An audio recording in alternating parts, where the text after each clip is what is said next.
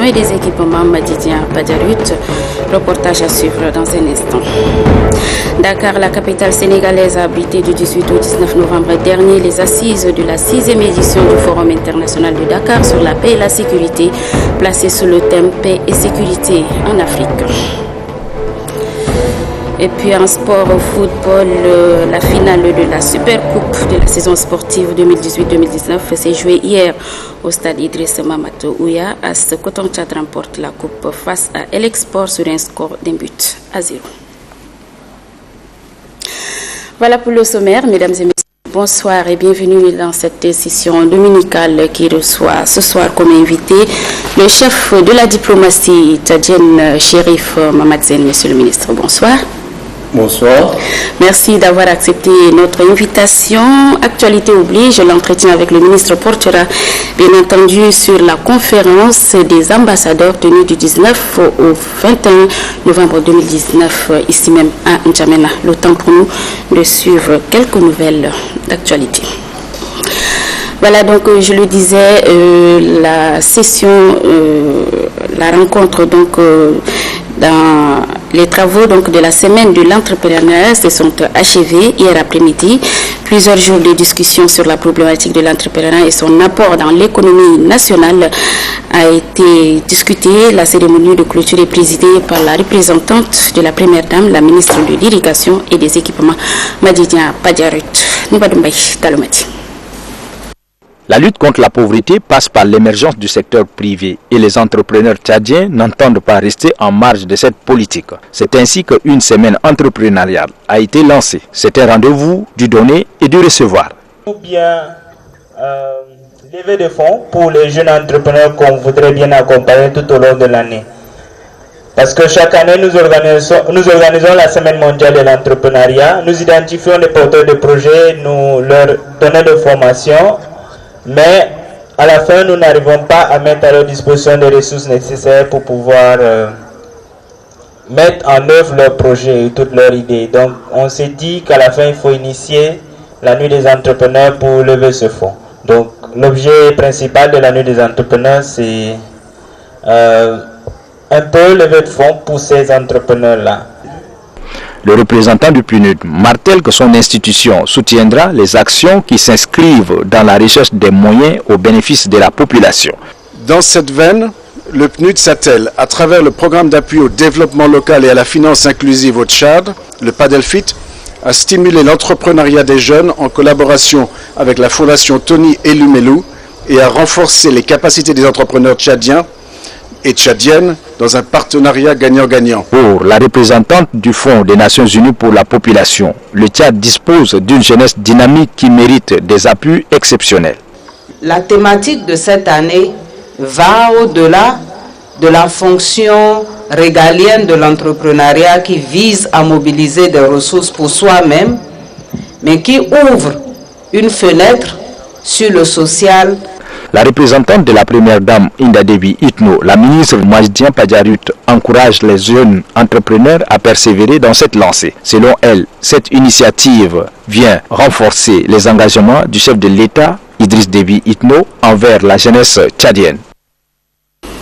Voilà, dans son intervention, la ministre Madidien Padarut a félicité les initiateurs de cette rencontre avant de relever que la première dame continuera à les appuyer afin de relever les défis du sous-développement de la lutte contre la pauvreté. Un extrait de ses propos. Cette deuxième édition de Nuit des entrepreneurs, organisée en marge de la 3e édition de la Semaine mondiale de l'entrepreneuriat, a pour objectif de promouvoir l'entrepreneuriat à travers la création d'un cadre réunissant et connectant les jeunes start-upers, les entrepreneurs expérimentés, les décideurs politiques, les ONG nationales et internationales. À travers ces assises, les principaux acteurs de l'économie mondiale qui contribuent de manière visible dans la transformation socio-économique du Tchad et de l'Afrique œuvrent sans relâche à relever de nombreux défis, notamment le renforcement du réseautage initié au cours de la Semaine mondiale de l'entrepreneuriat, l'accroissement de la visibilité sur les start-upers montantes, l'offre de possibilités de parrainage aux jeunes entrepreneurs, l'encouragement des ambassadeurs de l'entrepreneuriat et les lauréats de la Semaine mondiale de l'entrepreneuriat 2019 en les primant, la mobilisation des fonds en faveur des jeunes entrepreneurs pour la mise en place d'un capital de départ au financement des start-up au Tchad, l'encouragement enfin de la créativité. La Semaine mondiale de l'entrepreneuriat a réuni plus de 2500 personnes. Il a fallu 6 mois de mobilisation de plusieurs partenaires. Il y a lieu de remercier ces partenaires. Je profite de l'occasion pour lancer un vibrant appel aux autres partenaires d'emboîter les pas et de soutenir les initiatives de ces jeunes qui ont su depuis 3 ans déjà leur grande maturité à travers tout le sérieux, professionnalisme dont ils ont fait montre. Cette occasion solennelle me permet aussi de recommander l'institutionnalisation de la Semaine mondiale de l'entrepreneuriat, de féliciter les ambassadeurs de l'entrepreneuriat 2019 pour leur appui multiforme dans l'émergence de l'écosystème de l'entrepreneuriat tchadien. Nous encourageons par la même occasion les lauréats des différentes compétitions de la Semaine mondiale à doubler d'efforts pour une gestion intelligente des prix qu'ils sont sur le point de recevoir ce soir. Voilà les propos recueillis par Nouba Doumbaya Talomadi. Demain 25 novembre, le Tchad célèbre la journée internationale de lutte contre les violences à l'égard des femmes. Et le 1er décembre, la journée mondiale de lutte contre le sida. À cet effet, la ministre de la Femme, Jalal Arjun Khalil, a rendu publique une déclaration. Je vous propose de suivre un extrait. Il s'agit bien évidemment de la date du 25 novembre, Journée internationale de lutte contre les violences à l'égard des femmes, celle du 1er et 10 décembre respectivement, Journée mondiale de lutte contre le sida et Journée internationale des droits humains. La campagne de 16 jours d'activisme contre les violences faites aux femmes et aux filles donnera l'occasion de dynamiser les actions visant à mettre fin à ce fléau dans le monde.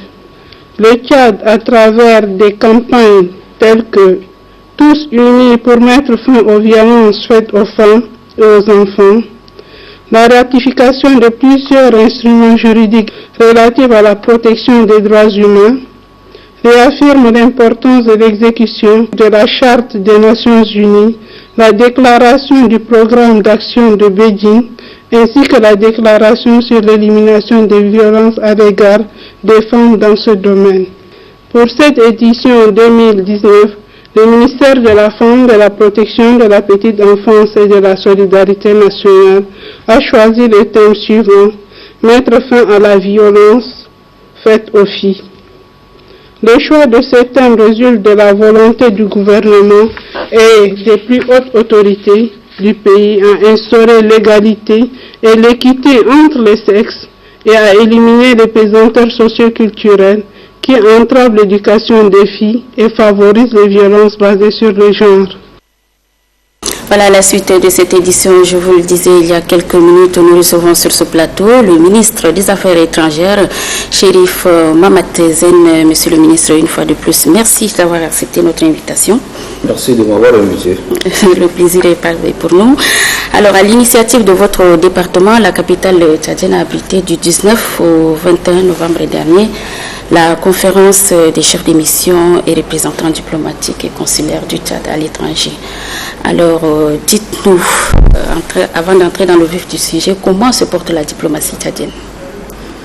Merci de m'avoir invité sur votre plateau et je remercie à travers vous, la Télé Tchad aussi, de nous donner l'occasion de parler de la dernière conférence des ambassadeurs tenue du 19 au 21 novembre 2019 ici à N'Djamena sous le haut patronage de son Excellence Monsieur le Président de la République, chef de l'État.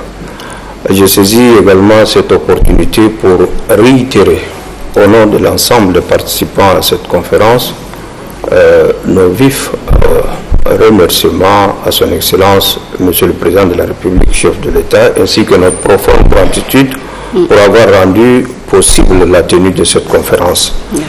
Et la diplomatie tchadienne se porte bien, et je pense que la conférence qui vient de se tenir nous a permis de faire un état de lieu sur ses faiblesses, sur ses forces, et nous avons reçu des orientations assez précises et claires de la part de son Excellence, Monsieur le Président de la République, pour mettre en face cette diplomatie avec les défis du XXIe siècle. D'accord. La première conférence des ambassadeurs s'est tenue en 2000. Pourquoi avoir attendu 19 ans avant d'organiser la seconde? Qu'est-ce qui s'est passé? Pourquoi ce long silence? Pourquoi ce long silence? Je ne pense pas être la personne indiquée pour répondre à cette question. Et je pense que j'ai moins de 2 ans. En décembre, le 24 décembre prochain, j'aurai 2 ans à la tête du département. Donc, nous n'allons pas parler du passé, nous allons parler du présent et de l'avenir. L'essentiel, ce qui est important, c'est que nous avons tenu une conférence des ambassadeurs digne de ce nom, et je pense avec des thématiques d'actualité et avec la participation de nombreux experts nationaux et étrangers. Donc, et que je suis convaincu que nos diplomates sont répartis bien outillés pour mettre en application les orientations et directives reçues de la part de son Excellence, Monsieur le Président de la République. D'accord. Vous avez axé vos discussions sur le thème le renforcement de l'étude diplomatique face aux défis sécuritaires et le développement durable pour cette conférence des ambassadeurs. Est-ce que vous pouvez nous donner un peu plus de détails par rapport à ce thème choisi? Oui, justement, le choix de ce thème s'est justifié à plus d'un titre. Et comme il ressort dans l'intitulé, effectivement, la diplomatie fait face à des défis sécuritaires et de développement durable. Défis sécuritaires, vous êtes sans ignorer que nous sommes entourés par des conflits et des crises, et nous faisons face également à la menace terroriste qui déstabilise l'ensemble du Sahel et le pays membre du bassin du lac Tchad. Et cette situation a complètement pénalisé l'économie de notre pays.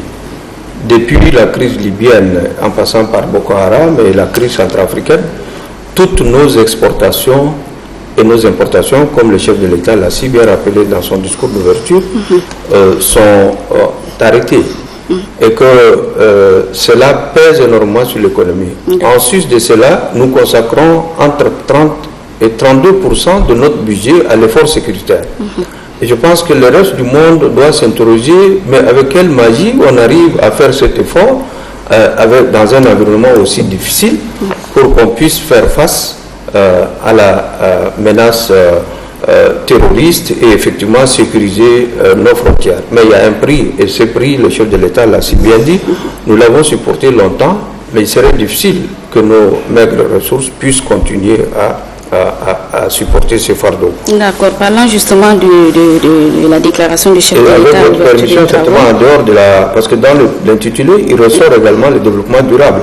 Oui. Et en parlant du développement durable, certainement le chef de l'État a demandé qu'on mette en phase ce développement durable avec les priorités contenues dans la vision 2030, le Tchad que nous voulons. Justement. Et ça, c'est, je pense, une nouvelle approche que nos diplomates doivent intégrer dans leur action quotidienne. D'accord. Pendant également les travaux, 4 panels ont été constitués et le thème abordé, le renforcement de l'outil diplomatique face aux défis sécuritaires et de développement durable. Qu'est-ce qui ressort exactement des résolutions de cette thématique? Moi, je pense qu'il y a beaucoup de recommandations qui ont été faites. Elles sont toutes pertinentes et la conférence vise beaucoup d'objectifs. Mais je pense de façon spécifique, je peux peut-être vous citer quelques-uns des objectifs. La conférence avait pour objet de faire un état de lieu de notre diplomatie pour définir les actions à entreprendre pour mieux défendre et promouvoir les intérêts du Tchad. Arrimer les orientations majeures de la politique étrangère donné par le chef de l'État aux priorités nationales stratégiques de la vision 2030, le Tchad que nous voulons. Proposer des approches innovantes, adaptées et audacieuses pour relever efficacement les défis majeurs auxquels fait face notre pays. Optimiser et rationaliser la gestion des ressources humaines, matérielles et financières dans les services centraux du ministère et dans nos missions diplomatiques et consulaires. Créer une synergie dans la coordination des activités entre le ministère et les missions diplomatiques et consulaires d'une part, entre le ministère et les autres ministères sectoriels qui interviennent effectivement dans la sphère internationale. Et développer, entre autres, une diplomatie économique solide. Ça, c'est une nouvelle notion qui a vu le jour avec la mondialisation, effectivement avec les échanges commerciaux. Donc les questions d'ordre économique et commercial prennent de plus en plus leur place donc, dans les négociations internationales. Donc c'est dans ce sens-là que vous avez associé également l'agence Absolument, c'est effectivement dans cette optique que nous avions associé l'Agence nationale d'investissement et d'exportation à Nié, la Chambre de commerce, et nous avons invité également tous les ministères qui interagissent avec l'extérieur, même si malheureusement certains n'ont pas pu participer. Je pense qu'on aura l'occasion de partager nos conclusions avec les autres au cours d'un atelier, comme cela ressort de nos recommandations à l'issue de la conférence. D'accord. Au cours de ces assises également, les diplomates ont évoqué le rôle que doit jouer la diaspora. Quelle est donc la mission qui leur sera assignée et quelles sont les dispositions qui seront prises pour traduire dans la réalité? Je pense que son Excellence, Monsieur le Président de la République, a beaucoup insisté sur cet aspect en nous demandant de faire prendre toutes les dispositions nécessaires pour que la diaspora soit impliquée dans l'effort du développement. Et comme vous le savez, partout ailleurs, comme il l'a lui-même bien indiqué dans son discours d'ouverture, il y a des diasporas qui contribuent au développement de leur pays. Et dans cette diaspora, il y a des cadres hautement qualifiés, il y a des médecins, il y a des ingénieurs, donc il y a des entrepreneurs, il y a des gens qui investissent et qui contribuent à créer des richesses dans leur pays d'accueil. Donc le chef de l'État estime à juste titre qu'ils peuvent en faire autant, voire plus pour leur pays d'origine. Et à ce titre, effectivement, juste après la conférence, nous envisageons mettre en place un comité qui va réfléchir un peu sur les modalités pratiques de l'implication de cette diaspora dans l'effort du développement. Et nous allons mettre à contribution la diaspora elle-même.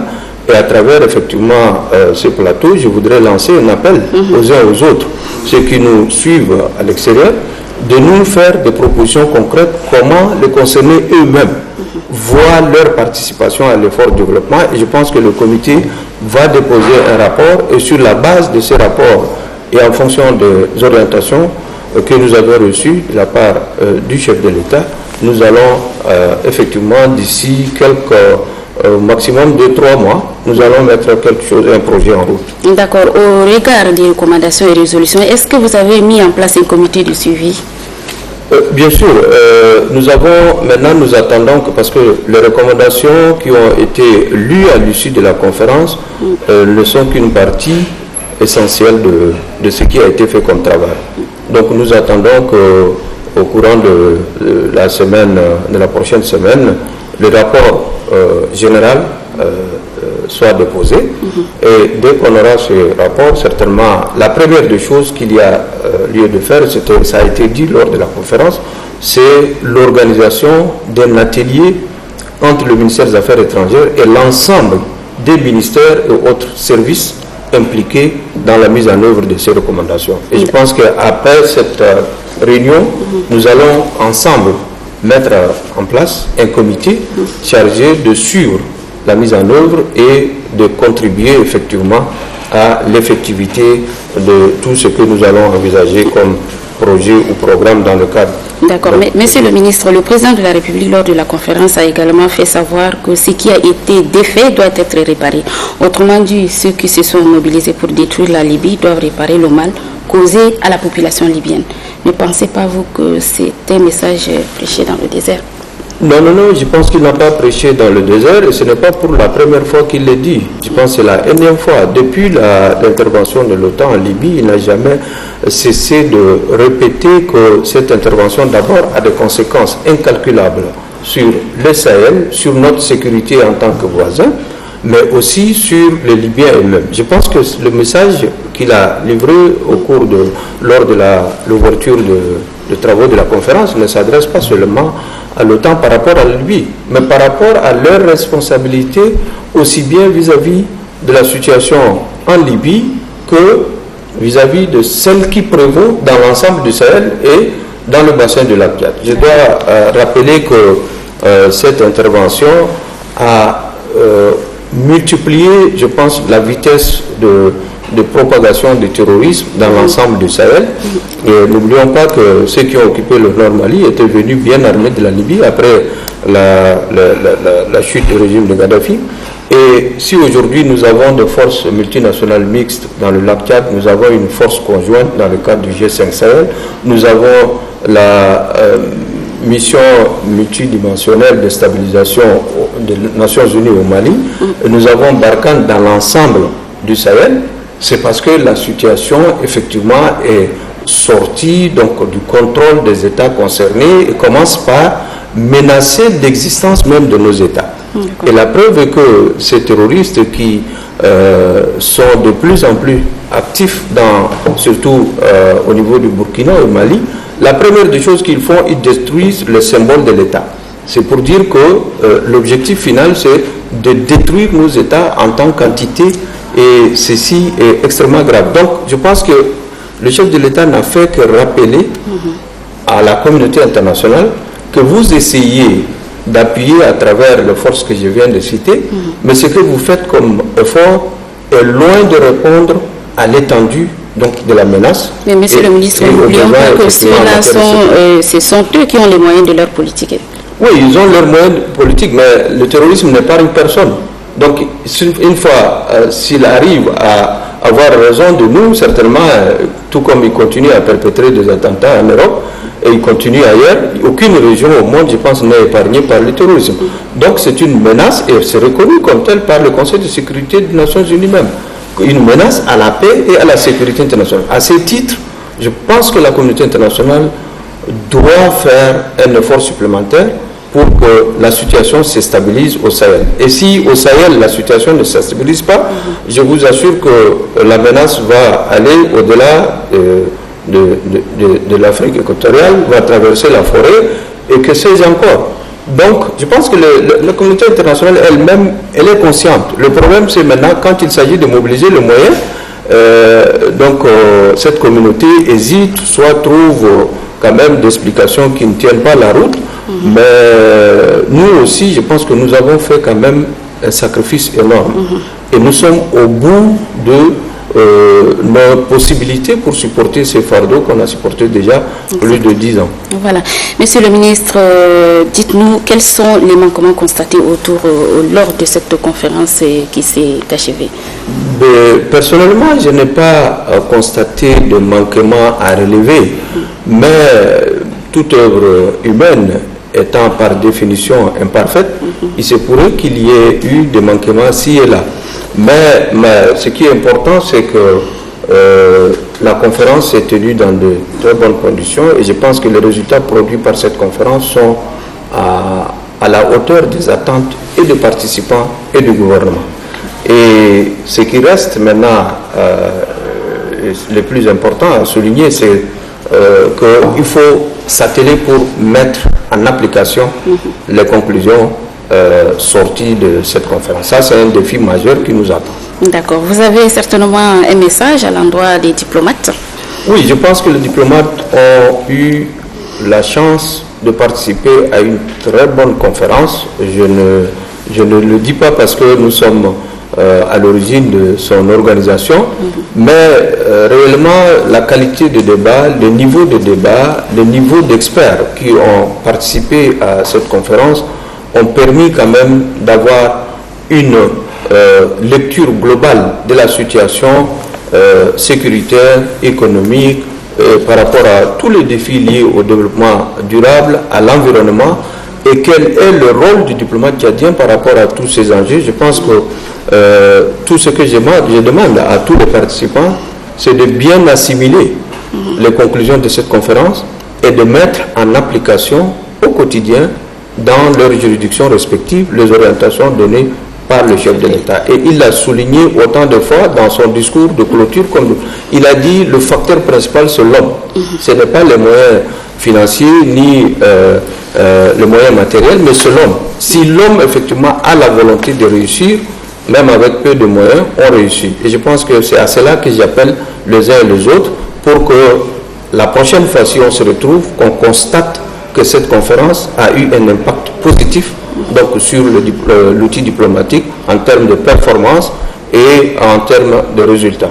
D'accord. Le chef de l'État a également dit à l'occasion de cette conférence qu'il allait revoir le budget du ministère des Affaires étrangères. Absolument. Ça, c'est quelque chose, je pense, c'est une très bonne nouvelle. Et effectivement, cela traduit l'engagement total du chef de l'État, d'ailleurs, qui n'a jamais lésiné sur le moyen pour que notre diplomatie puisse porter le plus loin possible la voix du Tchad.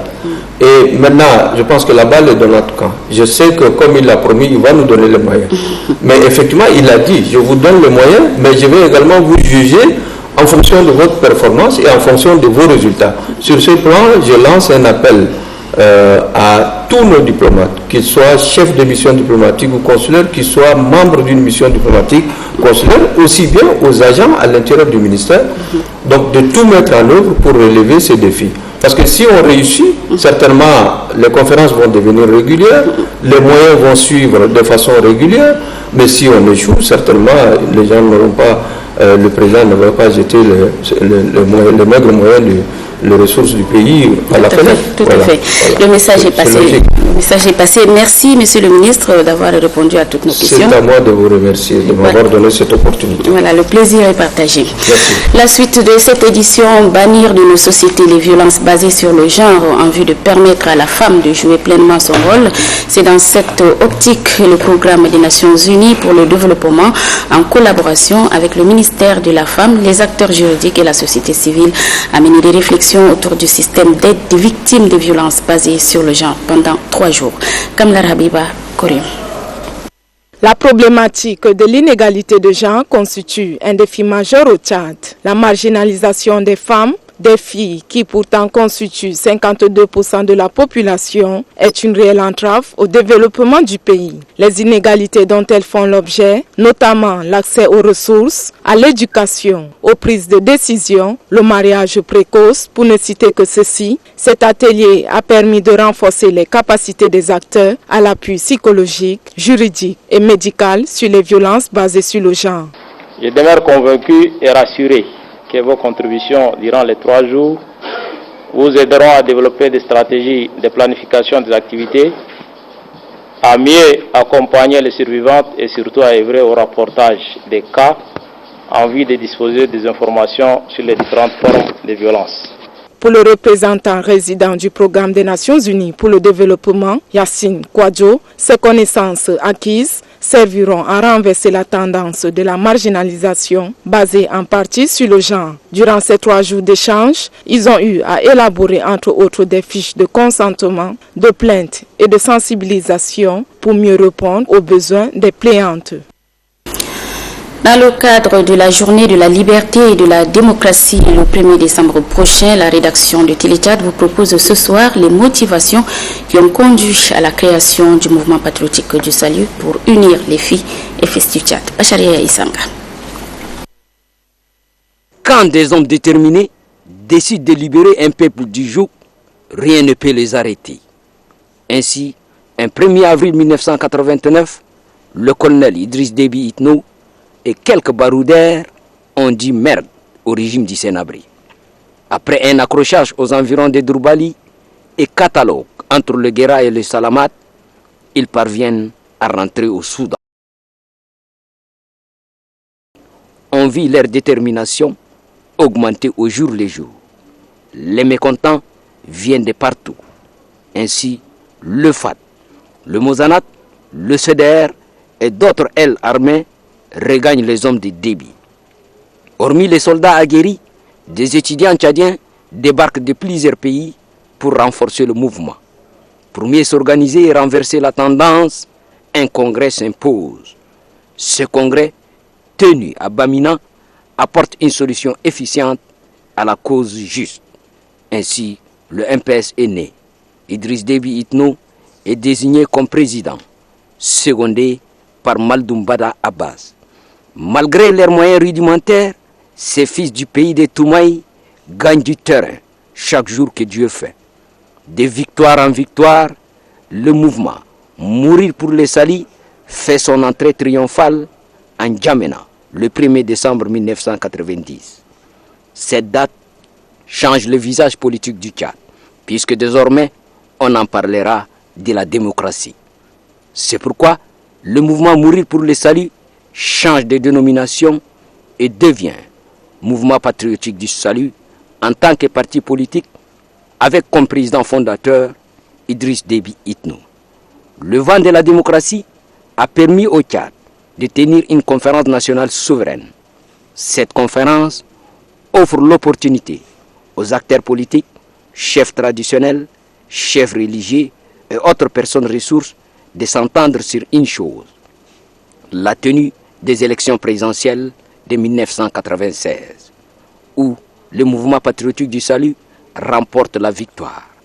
Ces élections expriment la liberté retrouvée, ce qui rime avec la célèbre phrase du président fondateur du mouvement patriotique du salut, Idriss Déby Itno.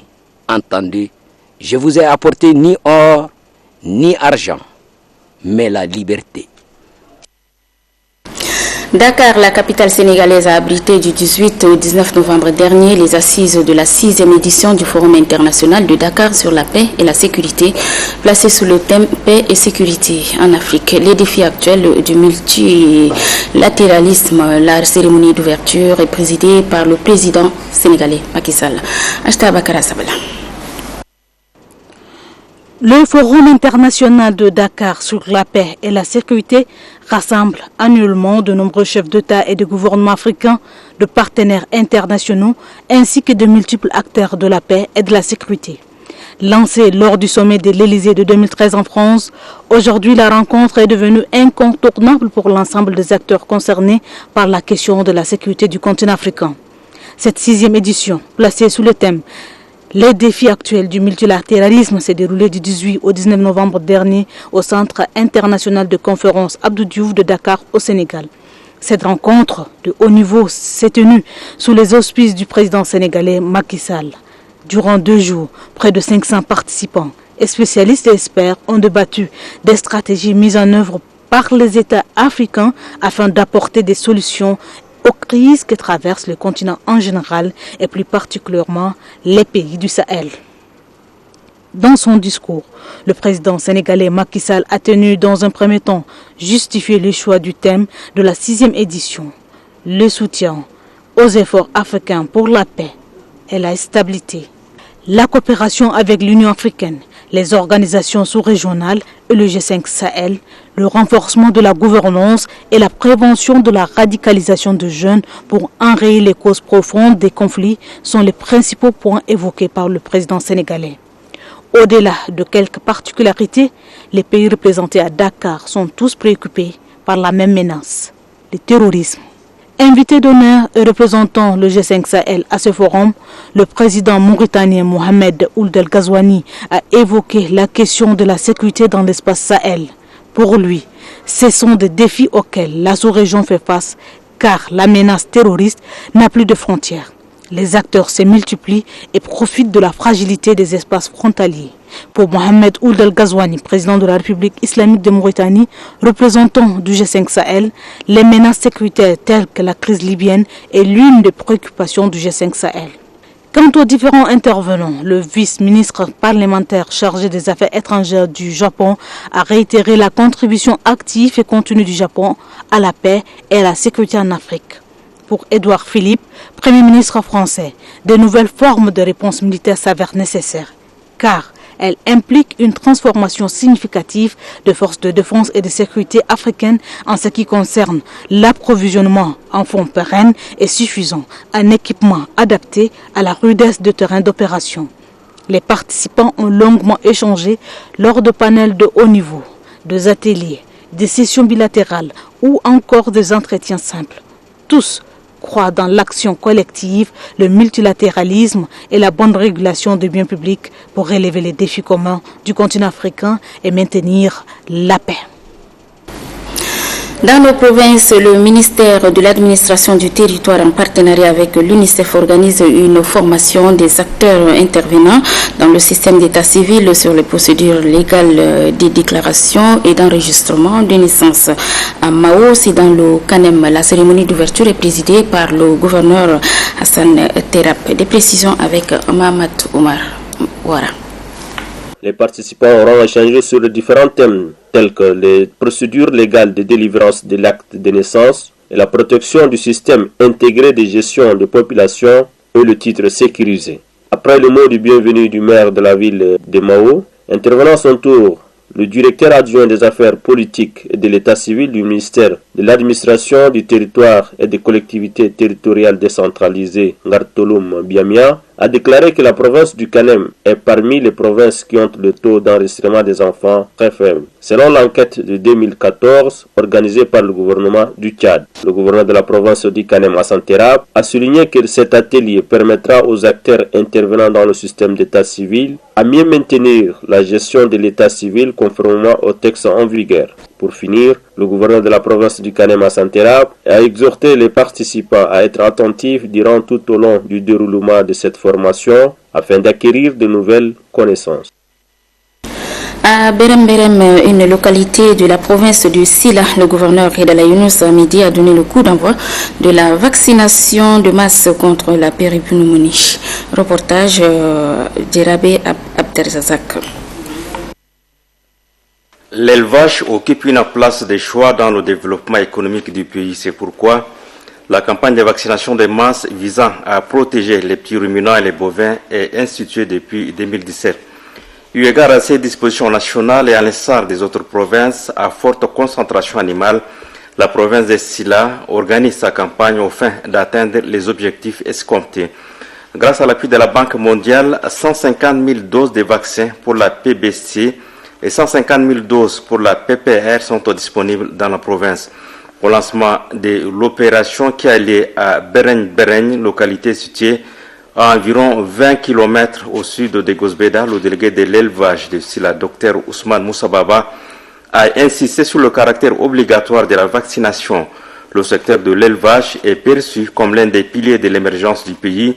Le délégué de l'élevage exhorte les autorités administratives traditionnelles et les éleveurs à s'impliquer activement pour qu'aucun animal ne rate la dose requise. Il invite l'équipe de la délégation à une meilleure organisation en vue d'atteindre tous les recoins de la province.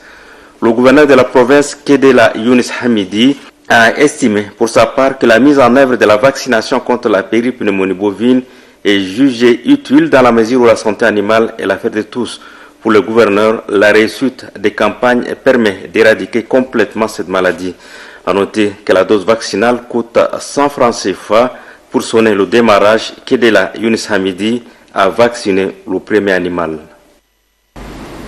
Et puis à l'instar des autres provinces du pays, la province du Lac a célébré au centre social de Bol le 30e anniversaire de la Convention relative aux droits de l'enfant. La cérémonie est présidée par le secrétaire général provincial Sadik Katir. On fait le point avec Mamato Mboloumi. Après les mots de bienvenue du délégué de l'action sociale Idriss Maloum Liman, le responsable de l'UNICEF Jean Loubéa a souligné que l'enfant tchadien en général et celui du lac en particulier est l'avenir du pays, dont tout et chacun a le devoir de lui assurer ses droits afin de lui offrir toutes ses chances pour la survie et le développement de toutes ses potentialités. Président de cette cérémonie, le secrétaire général de la province du Lac, Sadi Katir Abdraman, a rappelé que la Convention des droits de l'enfant adoptée le 20 novembre 1989 par l'Assemblée nationale des Nations unies bénéficie aujourd'hui d'une acceptation presque universelle tout en soulignant les efforts du Tchad en matière de protection des droits des enfants. Le gouvernement du Tchad, sous la clairvoyance de son Excellence, M. Idriss Déby Itno, chef de l'État, chef du gouvernement, a réaffirmé la Convention le 2 octobre 1990, aussitôt entré en vigueur le 1er novembre 1990. Il n'a pas manqué de souligner l'ordonnance numéro 006 du 14 mars 2015 portant interdiction du mariage d'enfants, avant de remercier l'UNICEF pour ses efforts multiformes en faveur des enfants victimes ou affectés par les exactions de la secte Boko Haram. Pour informer et sensibiliser les enfants sur les droits pour leur plus grand épanouissement, plusieurs activités sont prévues, dont la sensibilisation et des causeries éducatives ainsi que des jeux concours. Et puis la délégation provinciale de la femme, de la protection de la petite enfance et de la solidarité nationale du Salamat a célébré également la journée mondiale des droits de l'enfant. C'est à la faveur d'une conférence et débat organisée au CLAC d'Amtiman. Kadadoum Agi. Informer les leaders d'opinion, la société civile et les partenaires sur l'importance des droits des enfants et de rappeler le devoir de chacun en matière de la Convention et le droit de l'enfant est le but de ce conférence-débat. Plantant les décors, la déléguée provinciale de la femme, de la protection de la petite enfance et de la solidarité nationale du Salamat, Madame Fatime Ali Othman, a dit que le Salamat est parmi les provinces les moins avancées dans la protection de l'enfant. À titre d'exemple, ajoute-t-elle, les déclarations de naissance sont à seulement 4,8%, pourtant l'acte de naissance est gratuit. Quant au conférencier Hassan Younous Hassan, chargé de protection de l'enfant à la délégation de l'action sociale du Salamat, tout être âgé de moins de 18 ans est un enfant et a besoin d'une protection sur tout plan. C'est la raison d'être de la Convention des droits de l'enfant qui, selon lui, est un instrument juridique de portée internationale. Dans le débat, les participants ont exprimé plusieurs préoccupations, notamment le défi à relever. Le secrétaire général de la province du Salamat, Mab Maha, en appelle à la prise de conscience de tous les acteurs. Je crois que la responsabilité en ce moment, pour être honnête avec nous-mêmes, elle est absolument collective. Parce que chacun à son niveau de responsabilité n'a pas fait le travail qu'on lui a confié. La Convention des droits de l'enfant est instituée le 20 novembre 1989. Les opérations chirurgicales de la fente labiale organisées par la Fondation Grand Cœur à l'hôpital provincial de Mondou ont pris fin ce matin. Des précisions avec Caroline Nadila.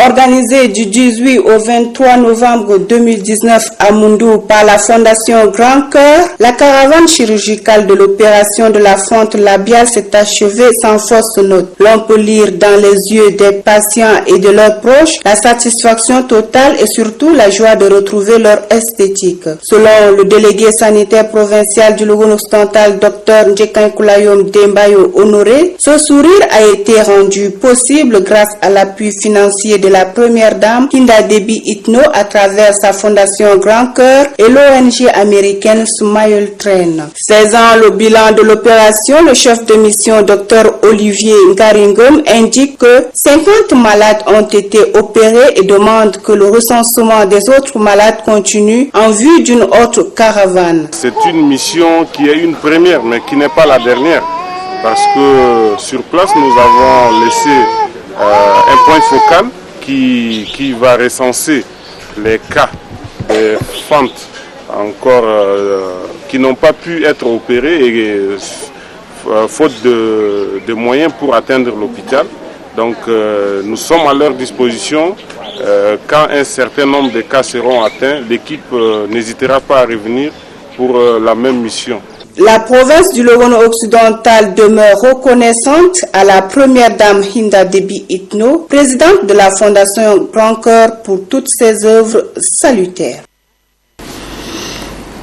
Et puis le secrétaire général de la province du Logone occidental Ghana a dit qu'il a clos à l'amphithéâtre de l'université de Mondou les activités de la semaine mondiale de l'entrepreneuriat, première édition organisée par l'UNET Action de Mondou. Robert Domiev. Placé sous le thème « Entrepreneuriat, moteur de la croissance économique et sociale », Cette semaine a mobilisé du 19 au 22 novembre 2019 des étudiants et étudiantes autour de plusieurs activités, notamment des conférences débats, des témoignages d'entrepreneurs, des expositions vente des produits locaux, des jeux et concours ayant trait à la création d'une entreprise. Occasion pour la présidente du comité d'organisation, Madilone Naibara Zita, de remercier les uns et les autres pour leur contribution à la réussite de cette première édition et rassure que les enseignements reçus seront mis en pratique. Le secrétaire général de la province du Logoro occidental, Ngana Ndjekila, félicite les étudiants et étudiantes pour leur ferme détermination à planifier et à rétablir comme prévu toutes les activités qu'ils ont envisagées en faveur de la Semaine mondiale de l'entrepreneuriat, première édition 2019 à Moundou. Perçu comme nouveau vecteur de croissance, générateur d'emplois et moteur de progrès socio-économique, l'entrepreneuriat permet aux jeunes étudiants arrivés au terme de leur formation de se prendre en charge et de lutter contre la pauvreté. La page culture de cette édition à l'occasion du mois du livre et de lecture, la ministre du Développement touristique, de la culture et de l'artisanat, Madeleine Alingé, a remis ce matin au centre de lecture et d'animation de Mongo un don composé de livres et d'outils informatiques. C'était en présence du gouverneur du Guéra. Le point avec Mamat Oumar Moursal. 2 mois après l'octroi des 2 groupes électrogènes et le lancement officiel des travaux de construction du mur du centre de lecture et d'animation culturelle au CLAC de Mongo, le gouvernement tchadien et ses partenaires offrent une fois de plus un important lot de biens culturels au CLAC. Ce lot est composé essentiellement de jouets et de jeux de société, des manuels scolaires, des romans, des livres et bien d'autres. Ces dons est l'œuvre de l'Organisation internationale de la francophonie, OIF. Ces matériels ont été remis officiellement par le ministre du Développement touristique, de la culture et de l'artisanat, Madeleine Alingé. Selon les représentants des cadres du Guéra, celui des jeunes et les autorités locales du Guéra, ces gestes consistent à soutenir et à encourager le jeune pour garantir une éducation de qualité afin de contribuer au développement artistique et culturel de la dite province. Je suis venu ici pour vous parler à vous. Les autorités qui nous protègent, qui nous gardent, c'est très bien. Mais c'est vous, le présent et le futur du Tchad. Donc nous, dans notre travail, on veut vous donner un outil qui est la lecture. Mais nous, on vous dit que la lecture, c'est quelque chose de très bien. C'est quelque chose qui va vous permettre, de grandir. C'est quelque chose qui va vous permettre de vous orienter dans la vie. C'est quelque chose qui va vous permettre de communiquer. C'est quelque chose, un outil, la lecture, qui va vous permettre d'être des vrais Tchadiens. En cette période du mois du livre et de lecture, la ministre invite par ailleurs les jeunes à s'intéresser davantage à la lecture, car selon elle, les livres développent et nourrissent l'esprit intellectuel d'un homme. Un sketch relatif à l'importance de la lecture a été présenté au public par le groupe théâtral La Reine du Guéra. Un concert coup de cœur en faveur de la coopérative des jeunes aveugles talentueux a été lancé ce samedi à la Maison de la Femme. C'est une initiative de l'artiste musicienne Yasmine Abdallah. Ces gestes visent à soutenir les jeunes de la dite coopérative dans le domaine de l'éducation. La cérémonie est présidée par la secrétaire générale du CONAF Tchad. On fait le point avec Haram Abdelkader Adam. Dans leur vie socio-éducative, tel est l'objectif qui s'est fixé l'artiste musicienne Yasmine Abdallah à travers ses concerts. Les ressources engagées de ces concerts seront remises à la coopération des jeunes aveugles pour les aider dans leur scolarité. En tant qu'artiste, je veux faire quelque chose à ma population, surtout aux aveugles. Comment les soutenir? Je me suis dit, il faut que j'organise au moins un concert de soutien et de levée de fonds et de projection de films. Et c'est avec les entrées de projection de films et de concerts là, c'est avec cette somme là qu'on va les soutenir pour qu'ils puissent inscrire leurs enfants à l'école. Ces gestes du cœur est salué par le président de la coopérative des jeunes aveugles. Savoir qu'il y a des imminents invités et des hommes qui sont dévoués et qui ont accepté vraiment d'être à nos côtés.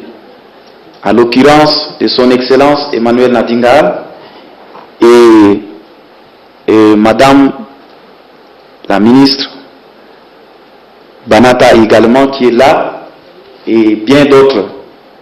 Par votre permission, je voudrais que nous puissions les encourager par nos acclamations et ce qu'ils ont permis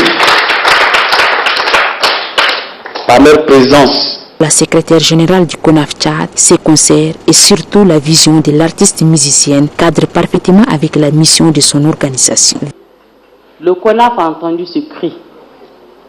Et si vous avez un peu suivi, le CONAF, son essence même, c'est soutenir tout ce qui est promotion de la femme, promotion de la jeune fille. Dans notre élan de scolarisation des filles et maintien, on avait fait une exception. On avait soutenu 2 déficients visuels. Le public a eu à se divertir sous le rythme des prestations de l'artiste Yasmine Abdallah.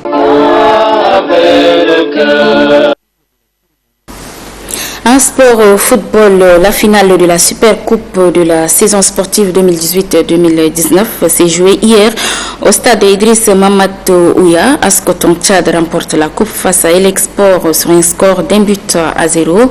Un match qui ouvre également la saison sportive 2019-2020. La cérémonie a lieu en présence du ministre de la Promotion des Jeunes, des Sports et de l'Emploi, Mamad Nassour Abdoulaye. John Dinestor.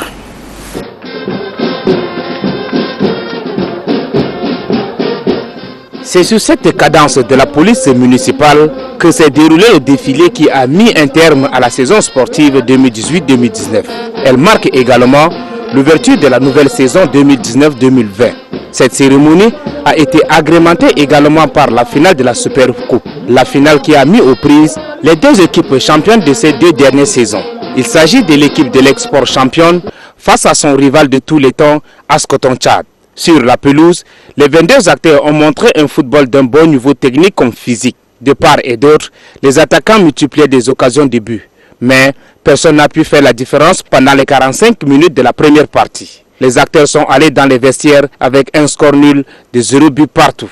De retour sur le terrain, les poulains d'Omar Francis se sont montrés plus agressifs, mais face à la défense des cotonniers, les attaquants ne sont pas parvenus à marquer des buts. Après quelques changements opérés dans les 2 équipes, le match change. Ce sont les joueurs d'Ascoton Tchad qui changent de stratégie et misent sur les contre-attaques. Un système de jeu qui finira par porter des fruits à 12 minutes de la fin du match. L'attaquant d'Ascoton Tchad ouvre la marque. Ascoton Tchad 1 et l'Export 0. Le club Ascoton Tchad est sacré champion de la Super Coupe 2018-2019.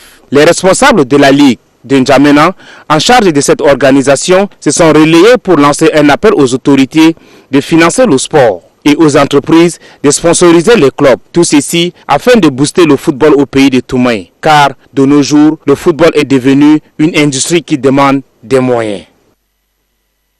Voilà, mesdames et messieurs, ainsi s'achève cette grande édition du journal. Merci de votre très aimable attention. Très bonne suite des programmes. À demain, Inch'Allah. Bonsoir.